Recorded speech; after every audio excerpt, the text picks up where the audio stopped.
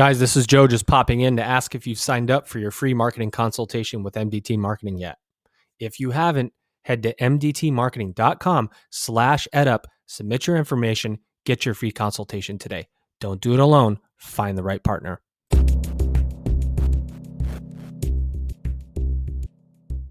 Welcome back, everybody. This is the EdUp Experience podcast, where we make education your business. Dr. Joe Salustio here with you again. I always say I'm here again and again. If people don't believe me, you can go back and see that we've done about 300 episodes, and then you'll realize that I'm not going anywhere ever again. This is a passion of mine to podcast and bring on the brightest and most influential minds in our industry. Speaking of which, I have a co-host with me today that I highly respect. This guy, to say that he's all over the place is an understatement, because he's doing so many things at once. How he does it, I don't know. Dr. Eric James Stevens, founder of Higher Ed and business data analyst with Gaggle. Eric, what's happening? How are you? And welcome. Joe, thank you for having me here as a co-host. I'm really excited to be here. Thank you so much. I'm excited. Don't screw it up. So I'll do my best. I'll do my best. We talked beforehand. I keep reiterating that point as if you haven't heard it enough. It's a lot of pressure on you because you're the first of many co-hosts that are going to be joining me. It's important, because you have such a unique background in writing and in faculty development, that I think you're going to be a huge benefit for talking about what we're going to talk about today with our guest today. Man, he's a good looking man. He's got his button-down shirt on. He's ready to talk. John LaBerge, he's vice chair of the board of trustees at Webb Institute. John, how are you? I'm fine. And I also would like to thank you for the opportunity to be on your podcast. It's an honor to have you. And we're going to be talking about, John, you're a first for us. At the EdUp Experience, we have never interviewed, in all of those 300 episodes, we have never interviewed a chair of a search committee in the middle of a presidential search. So this is really interesting. And so get ready, because the questions are going to be coming fast and furious. All right. So no pressure for you there. Do my best. But why don't you set the stage for us? You're the chair, the vice chair of the board of trustees. You're the leading the committee search for Webb Institute's next president. But Webb Institute is extremely unique. And so before we get into the ins and outs of who you're looking for and how, give us a background of Webb. What type of college is it? How does it work? And if I look at your background, I think you attended, did you not? Way back? I did. I'm a 1976 graduate of Webb. There are a number of things that really make Webb unique, but I'll just focus in on three of them that I think are quite distinctive about Webb. One is its size. Webb has a student body of only 100 students, which sounds small, but for a department of naval architecture, which is what Webb focuses on, it's comparable to a number of other programs at much larger colleges and universities across the country. The second thing that I'd like to mention that makes Webb unique is its focus. Webb offers a single degree program leading to a BS in naval architecture and marine engineering. So the class, the way the classes work, pretty much the entire curriculum for 4 years is locked in. There are a few electives, junior and senior year, and there is a senior thesis, which really allows the students to go into detail on a topic that's especially of interest to them. But the way that the curriculum is laid out, it allows Webb to develop these engineers in a very efficient way, because there are no prerequisites for courses, because everyone's taking exactly the same set of classes year after year. The third area where I think Webb is very unique is its financial model. Webb offers all accepted students a full tuition scholarship. In addition, needs-based room and board scholarships are available, and Webb currently meets all needs of its student body. You might ask how we can accomplish this. Our budget generates roughly 30% of the annual budget is generated by the annual fund. We are fortunate in that approximately 70% of our living alumni support Webb financially every year, which is quite high across higher education. Approximately 20% comes from room and board, and the remaining 50% comes from a combination of our endowment and planned gifts that we receive from alumni and friends as part of their estate planning.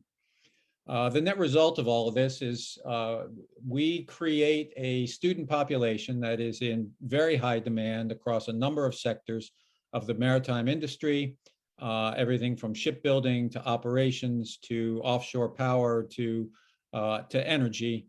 Our graduates are in high demand, and we have virtually 100% placement of our entire senior class, either directly to industry, or quite a few do go on to higher education to graduate degrees. Yeah, I think the one thing you're leaving out here is the picture of the campus itself sitting literally on the water, the grass. I've never seen greener grass in my life in these pictures, let me tell you.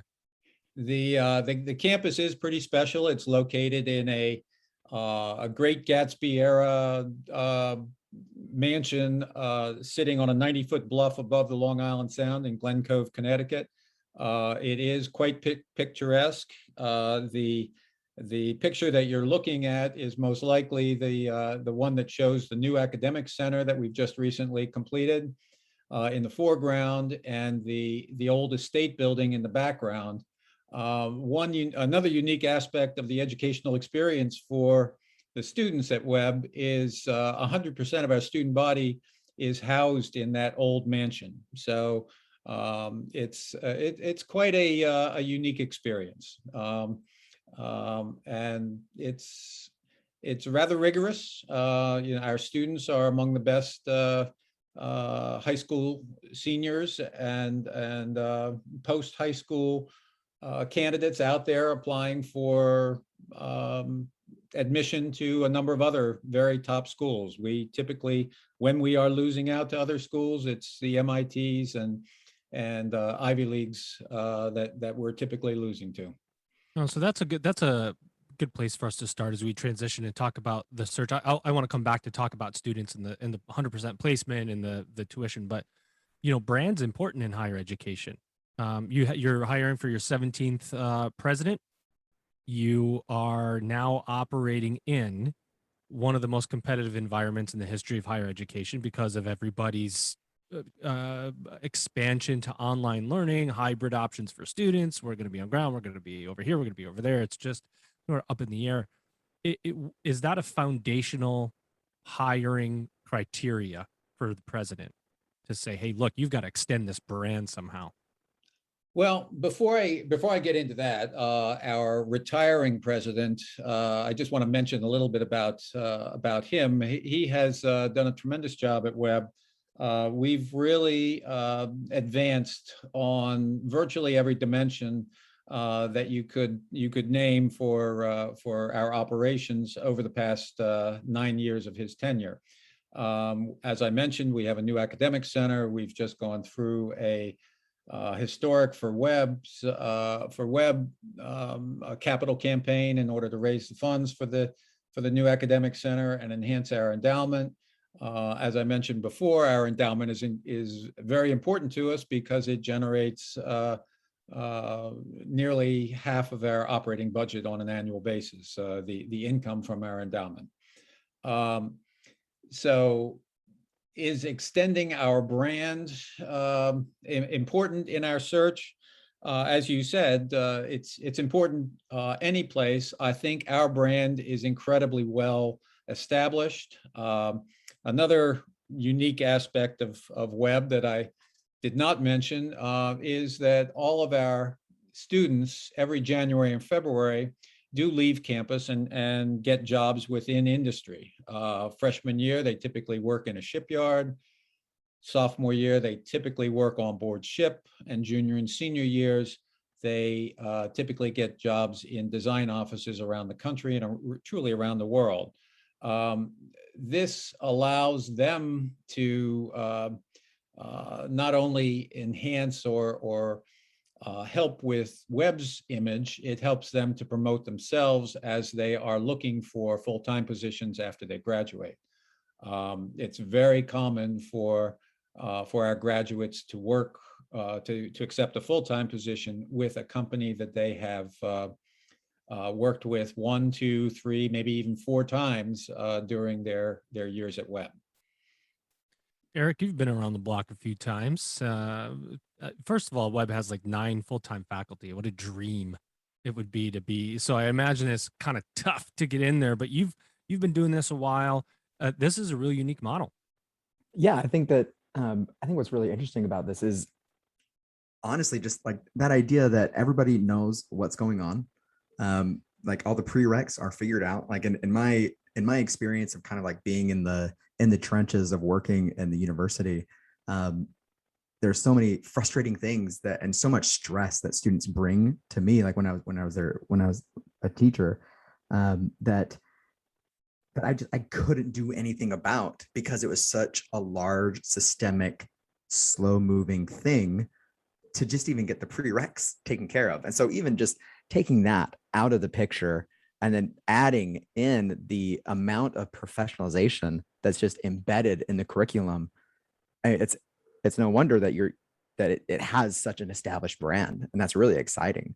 One of the things I'm really interested in, because I've been talking to more people who are just really passionate in ways that I'm not used to seeing at a higher level in higher education. And so I'm really interested, like as you are, as a member of the Board of Trustees, and as you're chairing the search committee, you've done a really great job of establishing Webb as an entity. I'm really interested in what are you personally just most excited about serving on the board, or about this committee? Like, what are the things that, like, the reasons you want to be on the board and on this committee? Well, that's an interesting question, and really, I did spend quite a bit of time thinking about it when I was asked to join the board. I guess it's 9 years ago now,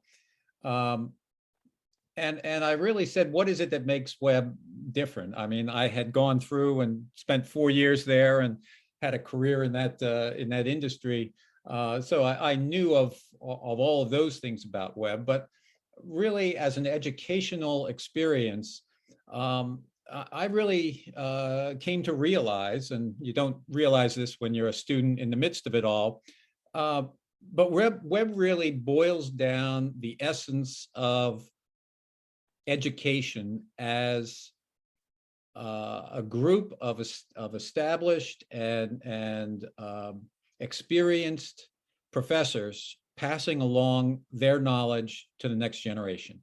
And that's it. There's no pressure on professors to do research. We have a small research department, but it's really there to support theses and a number of other things at Webb. It's not a pressure put upon the professors to do research, to publish. They are really there to pass on their accumulated knowledge to the next generation of young engineers, which really does make it, I think Joe said, an ideal situation. It really is close to that. Everybody knows everybody. Every professor has every student at some point during the 4 years. As I said, 100 students on campus, you pretty well know everybody who's on campus. Our outgoing president was a senior when I was a freshman, so I've known him since 1972. It's amazing. Still hazing you to this day. Huh? Putting you on search committees, that'll happen. Yeah, exactly. Well, and I also chair the finance committee, so I have my hands full. So, but it is a, I don't want to say it's a calling, but the Webb family is really a thing. You know, we are a tight knit with shared experience.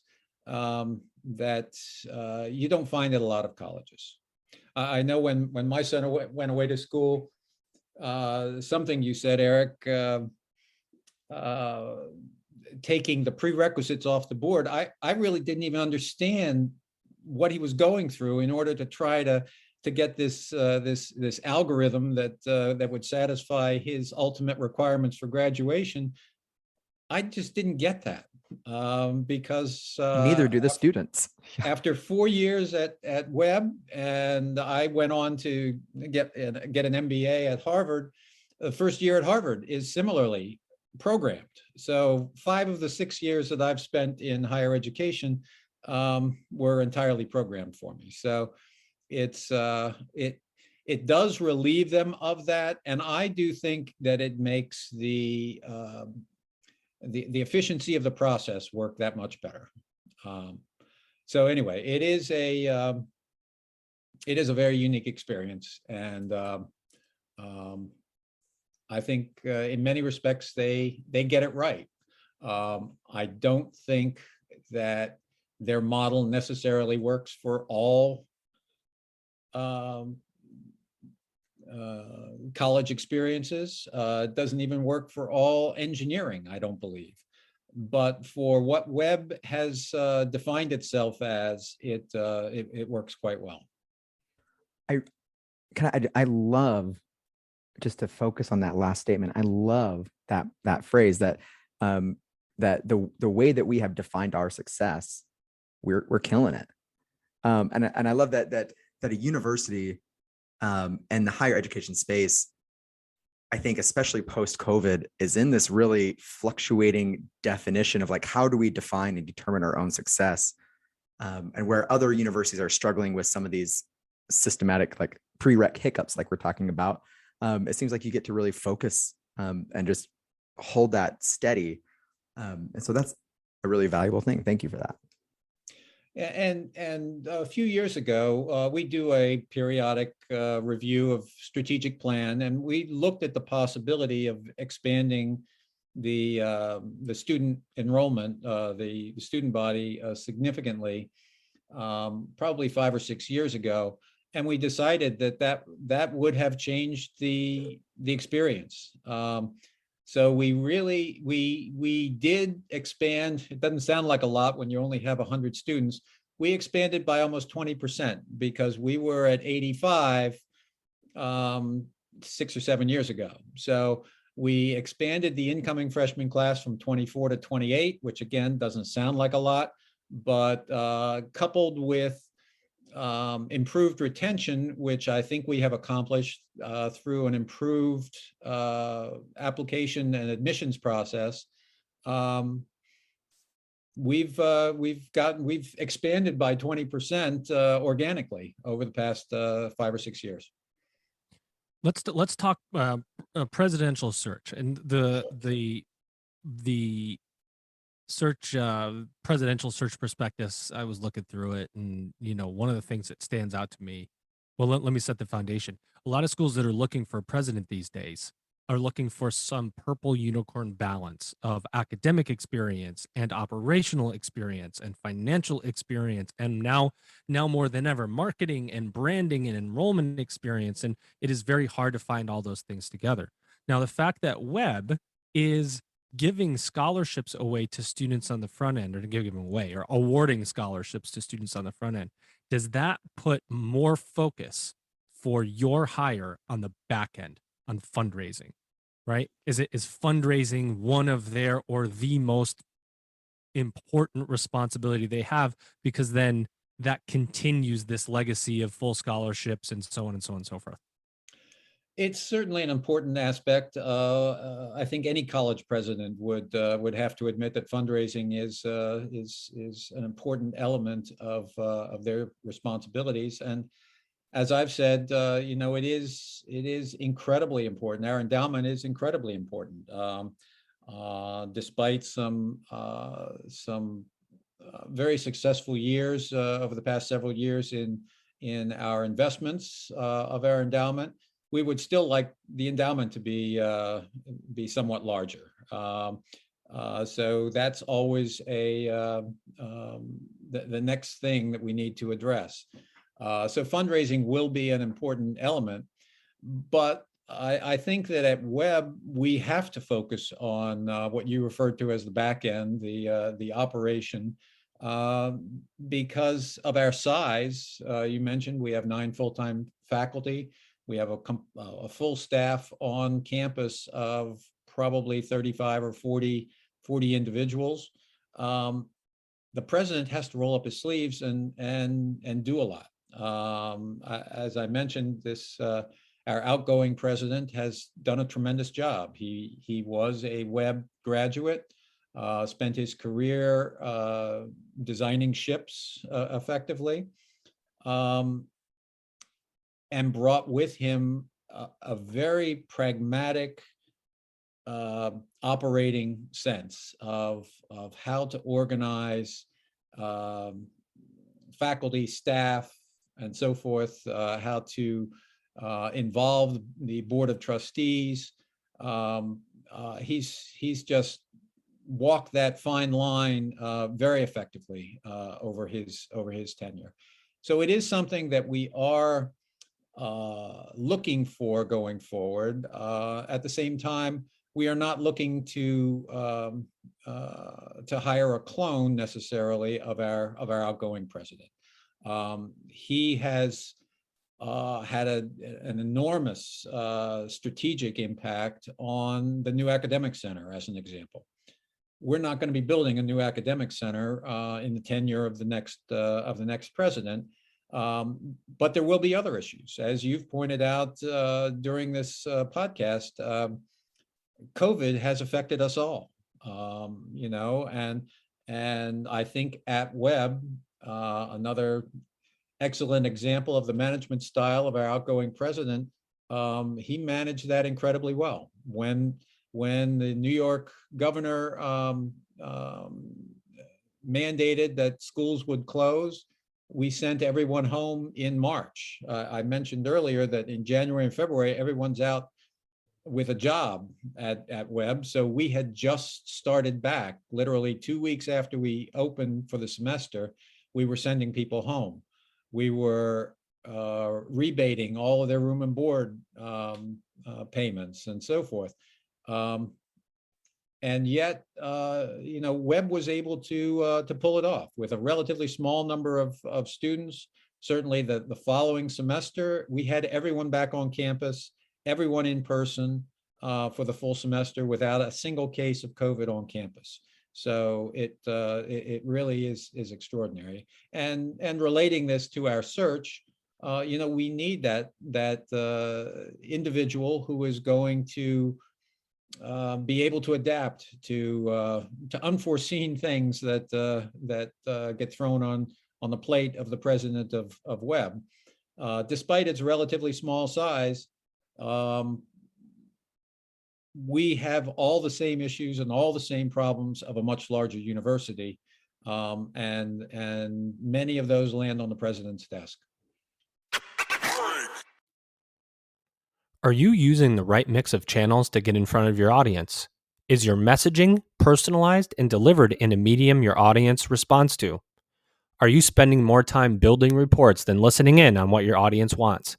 These are not easy questions to answer. That's why our great friends at MDT Marketing are offering a free audit of your marketing efforts. Head to www.mdtmarketing.com/edup and submit your information for your free consultation today. Look, guys, you got nothing to lose. It's free. I don't know why you wouldn't want a free audit to tell you what you're doing, whether it's effective, and how you can make some incremental changes that can make a big difference moving forward. That's www.mdtmarketing.com/edup. I think it's really important to note here for our listeners too that Webb began this search with the announcement of the outgoing president before COVID kind of hit the fan, and so I'm reading October 15th, and so I'm really interested in how, like, you've seen what has happened with COVID, and you've seen some of these different things that have impacted the campus. How has the focus of the search changed from the beginning of the search now to where it's in its present state, having had a year's worth of COVID now. Well, actually, just to correct you slightly, we did only announce in October of 20. You're right. Thank you for that. So that Thank you was for that after correction. COVID had started. So I don't know that COVID has had that big an impact on what we're looking for. And really, because of our focus and our relatively small size, it does create opportunities for Webb to respond to things in a much different way than if you were running a 10,000 student campus, because we were able to provide tighter controls, let's say, over our interactions with the rest of the community where Webb resides. You mentioned the picture of Webb sitting out there on Long Island Sound. It's at the end of a dead end road, so really we are somewhat isolated, and we can control that in a way that a larger university really could not. So, in terms of our, let me interrupt you and just ask you, how much COVID do you believe contributed to the retirement of the current president? Is it, because we see it all the time. There's a great, resignation coming or in process. People are really tired, especially presidents. We've actually had on, we had on a president, her name was Susan Engelmeyer, and I can't remember the name of the school that she was at, but we had her on the day before her official retirement day. We were interviewing her, and she's just going, yeah, it just kind of moved everything forward for me. Like, I just put more things in perspective, and I want to give myself more time with my family, and I'm tired. And, is that happening? And is that part of what took place? Or is this just a coincidence? I think the board had several conversations with the outgoing president, Keith Michel, over the past 3 or 4 years. So we were continuing to extend him on a relatively short-term basis, and we knew that this was going to happen either this year or next year. So it was not a terrible surprise, really.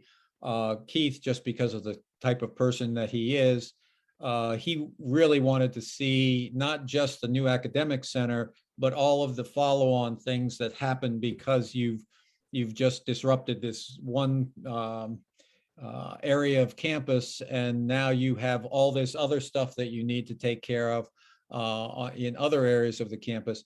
He really wanted to see all of those projects completed before he departed. So he is he's in the midst of taking care of a number of those things right now, and he fully intends to have them completed before he departs in June. Well, I gotta say, that was a great recovery, Joe, for that question that I screwed up, and I know that I promised I wouldn't, but I did. Well, I So understand. You overcame that really well. It happens to everyone except it happens to everyone except for Joe. Yeah, except for and so, John, I'm really interested in this search, and again, like just tapping the passion and the reason that people want to enter a position like this. Like, it's like not everybody wants to go out and be a college president. And so as you're coming through and as you're going through and talking with these people and thinking about who you want to replace the president, like what is that, like that X factor or je ne sais quoi kind of thing that you're just like, like this is the ideal that we would love to just have. And why is that there? Well, I think that as we've spent most of this afternoon talking about the uniqueness of Webb, I think that the successful candidates that we are working through the process right now demonstrate an understanding of that uniqueness. If they don't understand that, they will not be successful at Webb. We've had some examples of that through our history, as Joe indicated. This is our 17th president over approximately 125 years or so. So we have seen a lot of different candidates come through. Historically, I know when I was a student at Webb, we had former admirals, retired admirals that led the school as president. So we need someone who recognizes all the special things about Webb, who has the ability to, as we mentioned before, fundraise in order to feed the endowment and keep our unique economic model or financial model moving forward. And also an ability, increasingly an ability, as all higher ed organizations are faced with increased compliance and increased reporting, that they can handle those aspects as well. So it is a unique set of characteristics that we're looking for, but I think it is very important that the individuals that we continue to investigate can demonstrate their understanding of the unique aspects of Webb. And I think it's also important, there are certain things that we really are, the board is very committed to. Webb's position as its academic excellence, the financial model that I've talked about. It would be very easy for someone to come in and say, well, we're going to start charging tuition. That would probably help out in the short run. In the long run, are we still going to get 70% participation by our alumni in the annual fund?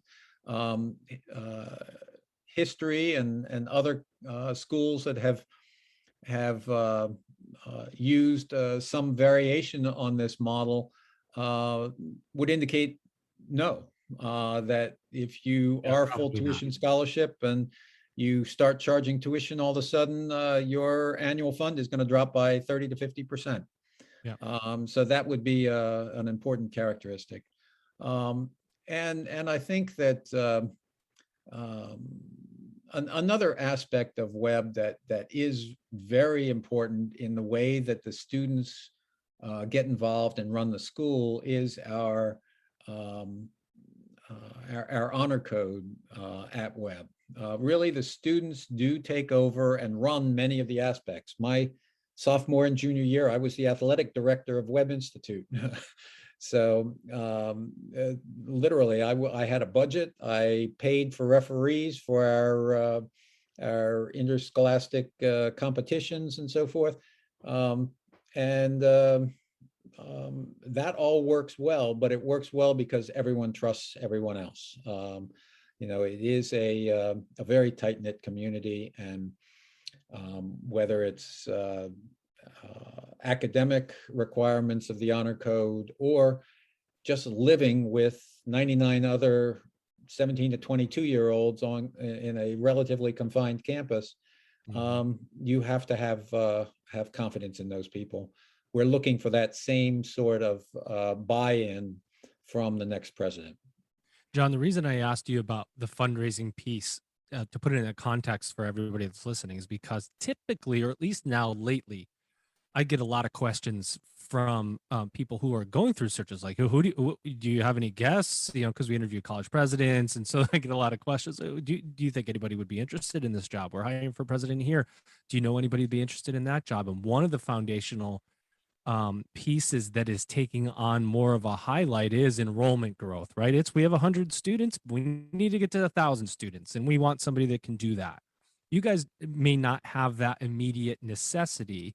So fundraising as a skill set is a quote unquote more traditional one for higher education, right? It's one that's been around for a really, really long time. And colleges are looking outside of the traditional, sometimes, for a leader who's operating in the world of work area, connecting business and industry, business partnerships, and so on. For you guys, the maritime responsibility and community might be important in that hire, right? You have to have some understanding of I don't even know what to call it. What understanding of engineering for maritime community, is that even a thing? I'm not even sure how to Absolutely, say that. absolutely. Somebody help me out. The linkages to the industry that we support are very important. You know, I can tell you that the profile of the successful candidate is probably not an English major from Yale. They're probably not going to You're out, be Eric. Sorry, buddy. successful as a candidate at Webb. The knowledge of the industry, the contacts in the industry, the participation on industry-wide boards and so forth are all incredibly important. Not just to facilitate fundraising, but also to look at things like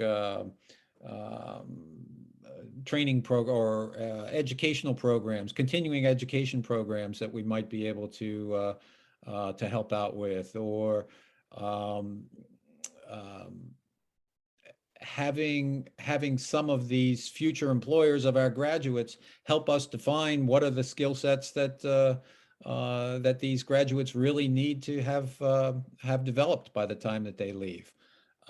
Because if you compare our graduates to other competing schools that provide degrees in naval architecture, I think the consensus would be that our graduates are ready to put to work day one when they arrive in after they've graduated. Largely because, as I mentioned before, they probably have worked at this firm once or twice before during their 4 years at Webb, but they really are ready to put to work, and they're ready to put to work because we give them the skills, we give them the knowledge, we give them the mental exercise of thinking through a complex project and coming up with a workable solution over their 4 years. For example, senior year, they get an assignment of a ship to work on. That ship design that they develop in their senior year probably spans 6 courses over their senior year. And they have to use the same basic, the things that they put together the first 3 weeks of September of their senior year, they have to live with in April of the next year as so no pressure.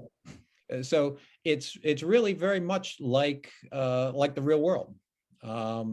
You have to make design decisions. We understand that, but you have to live with those design decisions as well. It's kind of like having you on this episode, Eric, to co-host with me. I'm just going to have to live with it. And you know, it's going to be here with me forever. No, I honestly, I love that you said that, Joe, because what I love about this model that we're discussing is it seems so closely linked to an apprenticeship model. Like so much of the discussion that's happening right now, there's traditional higher education and what should we be doing with traditional higher education, and comparing it to an apprenticeship type model. And it sounds as if the community that Webb has built is one that is very much like the relationship we have. Like I feel like I'm like, you know, apprenticing right now, like learning more about podcasting right now, and like that's exciting. Like it's a fun and engaging way to learn. When you're thinking about this incoming president, and you're thinking about this honestly like a beautiful model, what do you think that is like, do you want to improve that you can even make it better and make it and help your students prepare even more for an increasingly competitive job market? That's a very interesting question. And things in this industry, while they are evolving, and you know, there's a lot of work that's being done on green energy, the conversion of the maritime fleet from oil to natural gas to who knows what's next beyond that in terms of their power supplies and so forth. All of that is very important. I think there's a tremendous industry that is really just starting off now for offshore power, and you see all of the windmills. we have a number of graduates who are working in that sector out in the workplace already. We need to incorporate some of those technologies into our educational experience, just to give our graduates a leg up. So all of those things, a willingness and ability to look at the next technology will be important for the president as he helps us to set the vision and the mission for the future. Eric, you have any other burning questions before I close this out here, my friend? No, I just thank you so much for these insights. I've learned so much from you, John. Thank you. I appreciate you being here. Well, we'd love to have you out to Webb someday, and you could take a look for yourself. It's quite an interesting campus. Yeah, no kidding. I'm looking at it right now. John, the last two questions we ask every guest here are, number one, what did we miss about Webb that you would want to say or didn't have a chance to say? Anything on your mind that you want to add to what we talked about? And number two, what do you see as the future of higher education that's helping you, informing you on this hire? Well, I think one thing that we haven't mentioned is where we are in the search and what our timeline is. So I'd like to give you a few tips on that. I asked Eric to ask you that. He forgot. That's well, this guy, I don't know whether you want to. That was two times. I'm sorry, everybody. We have been searching for a candidate pool for the past 2 or 3 months. We have retained a search firm to assist us in this search. Witt Kiefer is our search firm. We have gotten a number of promising candidates identified, and we are in the process of vetting those candidates, and we'll probably be heading into first round interviews via Zoom, unfortunately, given where we are, over the next several weeks. Probably a little bit later in this year, we will invite our finalists to campus for more in-depth meetings with faculty, students, trustees, alumni, staff, and so forth. And our intention is to have a recommendation for the board toward the end of this year or very early next year. So that's kind of where we stand. If any of your listeners would like more information, they can certainly contact the lead consultant with Witt Kiefer that's working on our assignment. Her name is Lucy Lesk, and they can reach her at wittkiefer.com. In terms of the future of higher ed, Eric mentioned something that is very interesting, and that is the tug of war back and forth between apprentice-like programs for higher education versus truly an academic experience, I guess would be the alternative to that. And I think that increasingly the students are demanding that, the parents are demanding that, and industry really needs it as well. 100%. They need trained individuals that will join their organizations ready to start day one. And I think that those are all things that Webb has figured out. It's not like we aren't going to incorporate changes and continue to evolve going forward. But I think that in some ways, Webb can serve as a model for other programs to say, look, it won't work for a 10,000 student program across the board, but there are certain elements of it that might have some real merit for other programs across the country. Well said, my friend. Well said. And somebody else that will serve as a model here is my co-host, Eric James Stevens, who will set the bar essentially for my future co-host, and he'll want to come back, I know. So, Eric, nice job today. Oh, thank you. I was super nervous coming in here, but thank you. Yeah, I had fun. I was nervous to have you too. So, John, thank you. It was an absolute pleasure to have you. I ask everybody to check out Webb at webb.edu. There's also a presidential search link right on the site if you want to look at the prospectus. You want to find out basically how beautiful this campus is and consider if you want to apply, you can do that too. You better get in quick though. So maybe we got to turn this episode around faster than we thought so we can get this out to everybody. John, it has been an absolute pleasure having you. You're the vice chair of the board of trustees at Webb Institute. Thank you for coming on. Well, thank you for having me. Ladies and gentlemen, you've just EdUp'd. If you're experiencing any level of marketing challenge right now, you've got to ask the hard questions and you need answers. Are you using the right mix of channels to get in front of your future students? Is your messaging personalized and delivered in a medium your audience and future students will respond to? And are you spending more time building reporting than listening in on what your students really want? All of these questions will get answered when you sign up for your free consultation with MDT Marketing. Head to mdtmarketing.com/edup. Submit your information and talk to MDT. Don't go it alone. Find the right partner. The guys at MDT, the team at MDT is absolutely amazing. Whether your challenge is the cost of inquiries, your branding, the bad and incomplete information that come with your inquiries, whatever it is, an audit of your challenges will help your institution and it's free. mdtmarketing.com/edup.